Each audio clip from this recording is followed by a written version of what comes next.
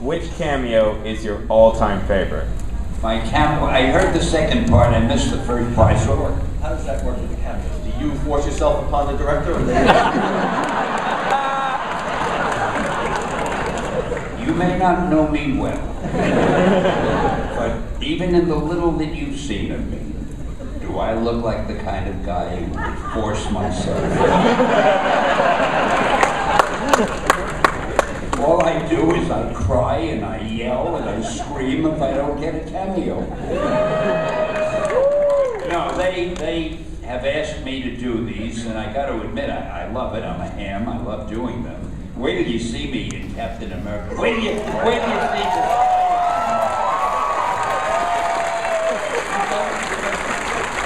I guarantee the Spiderman one is the funniest one you will ever see. You must have, oh, and I'll tell you something else. I didn't do one for the X-Men. For some reason they didn't call me. Maybe it was they shot most of it out of the country and I didn't want to travel that far. But the point is I'm not in it. But I figured out the reason they didn't try to get me. They are so shrewd. They figure without me it'll sell more tickets, and I'll tell you why. People will go to the movie, and when they come out they'll say, wait a minute, we didn't see Stan's cameo. We must have missed it. We'll buy another ticket. They're going to sell twice as many. So which one is your favorite? That was the second part of that question. The one that didn't come up yet, the one in Spiderman. Okay. Where did you see it? Oh, it is so funny. And it wasn't none of these are my idea. They tell me what to do. So there you go. But this one is genius. Can I describe it? Should I tell it? Am I allowed? All right.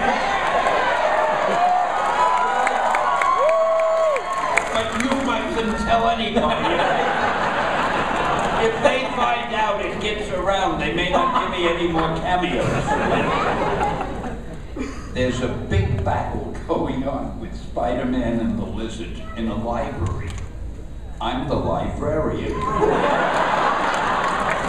I'm stamping books. So I'm just stamping books, and I have earphones on and I'm listening to music. So while I'm stamping the books, I'm going...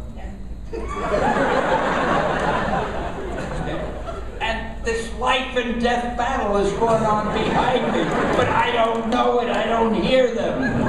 So that's what it is, and it looks so funny, and I look so dumb. They always manage to make me look dumb. That's it. Like Spider-Man, Superman, Batman, or even Captain America, his parents were referred to as having been dead. All right, but that's not that they were... You never knew who Captain America's parents were. Steve Rogers, you never knew, or have they established that? Not that I remember, no. Okay. But Peter Parker's parents were murdered. The story was done after you were off the character. No. Peter Parker's parents had to be murdered so that I could give him his aunt to live with. And I wanted him to be an orphan. I wanted Peter Parker to have a really tough life. I guess I was not in a good mood.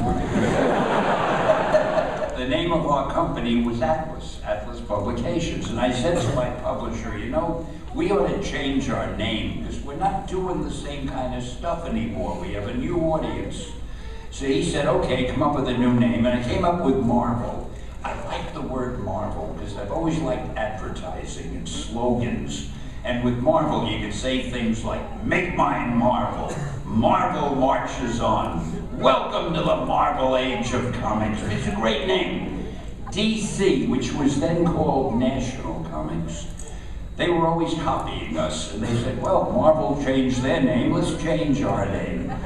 Now, I couldn't believe this. They paid some company. I didn't know there were companies who did this. They paid a company which specializes in dreaming up names. They paid a lot of money and said, give us a name that's as good or better than Marvel. And after a lot of thought and a lot of money changing hands, they came up with DC. So we have Marvel Comics, and they have DC. And I think that's the funniest thing I ever heard.